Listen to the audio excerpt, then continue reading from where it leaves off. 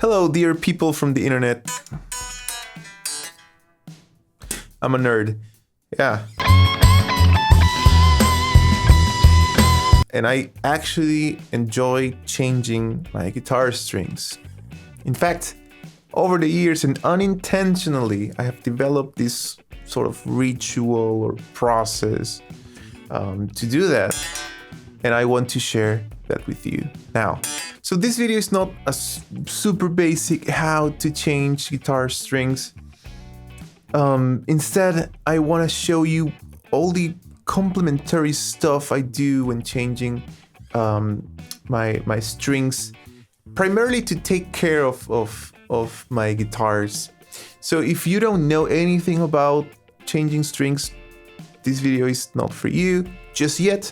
So go and learn that and then come back. That was a long intro, but now I'm going to show you the actual ritual, which is a funny word for this. And by the end of the video, I'm going to include a short clip of me playing this beautiful, beautiful SG over a simple backing track that I did. So you might want to stick around for that.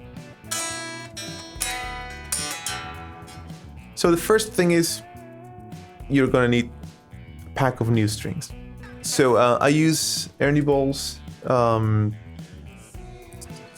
the name? Regular Slinkies, 10s. I know that there are all these new amazing strings. I really like 10s. I've played 7s and 8s and 9s and 11s.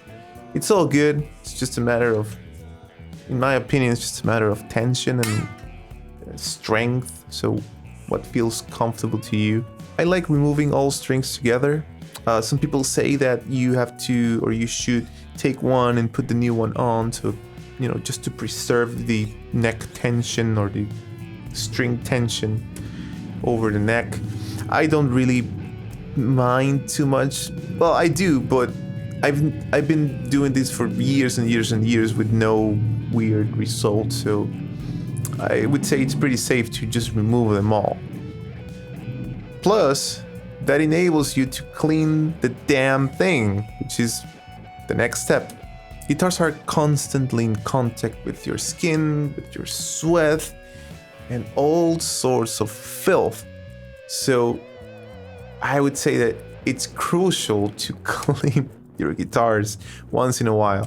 I use a simple clean rag to clean my guitars. If you would like to preserve your finish scratch free, and you should use something softer perhaps. I don't really mind. My guitars are pretty beat up anyway.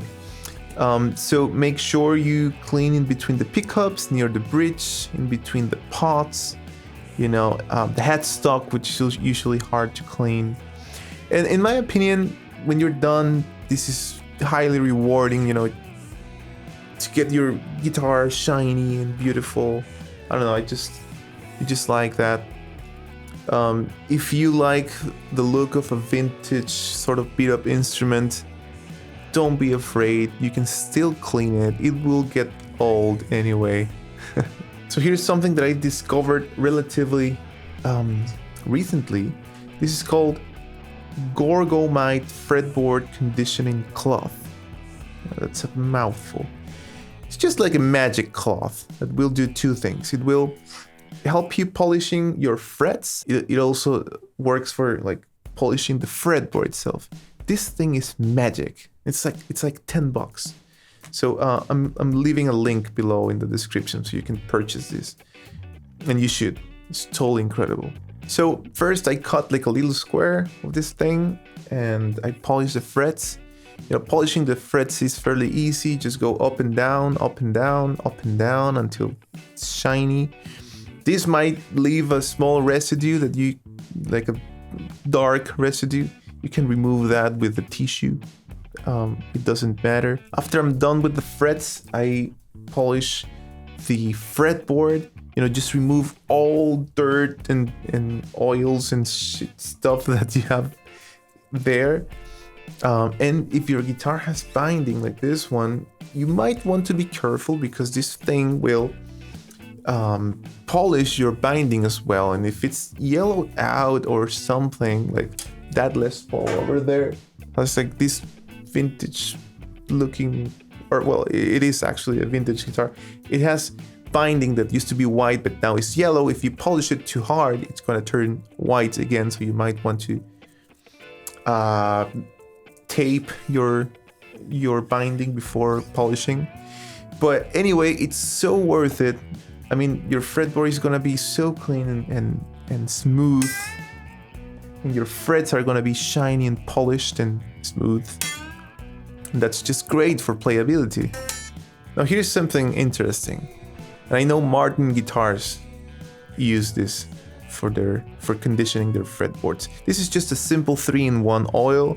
It doesn't matter which brand. This thing, I use a drop on each space between the frets here. I just put a drop and spread it with tissue paper or whatever.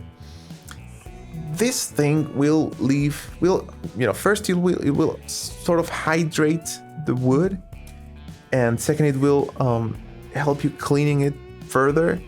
This thing will leave your fretboard so smooth and shiny and like contrasty, dark. It's just, I don't know. It improves in my opinion, improves both the color and the feel of the wood.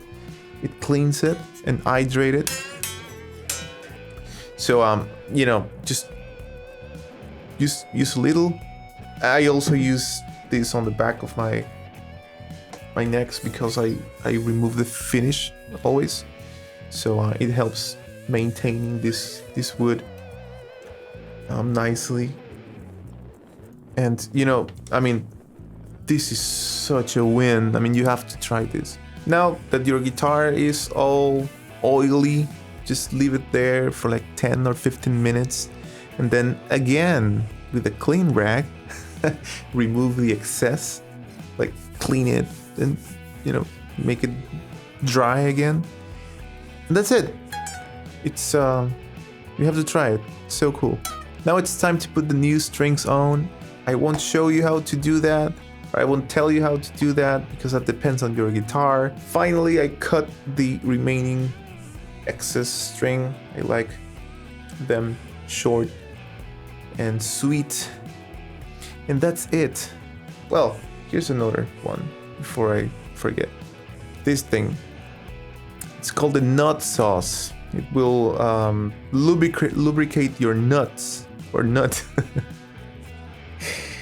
Well, I hope this doesn't lubricate your nuts, but it will absolutely lubricate your nut over here. So if you're having tuning stability problems, or if you have any sort of floating bridge, or any bridge that is not fixed, like this one, or a Fender type one, or Floyd Rose. Well, Floyd Rose is different.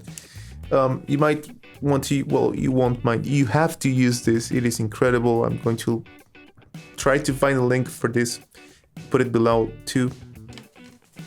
So you just put it on the nut, the string slots on the nut, and on the bridge, where the bridge gets in contact with the string, and this will lubricate Jesus Christ, it's a hard word. This will lubricate both the nut and the bridge, and will allow the string to move freely and hopefully return to position. Now the guitar is ready to kill, and I'm pretty sure, or well, I'm not sure, but at least I feel relaxed and happy, and I don't know, man. I just enjoy doing this manual thing and touching wood, and just cleaning the damn thing. So if you do get to try some of these techniques. Let me know in the comments below how it went. What do you think? If you have other techniques, please let me know. I'm always trying to improve my crafty thingy. Anyway, now I'm going to leave you with sweet guitar tones. If you like this video, like it and share it and subscribe to the channel. Thank you so much for watching.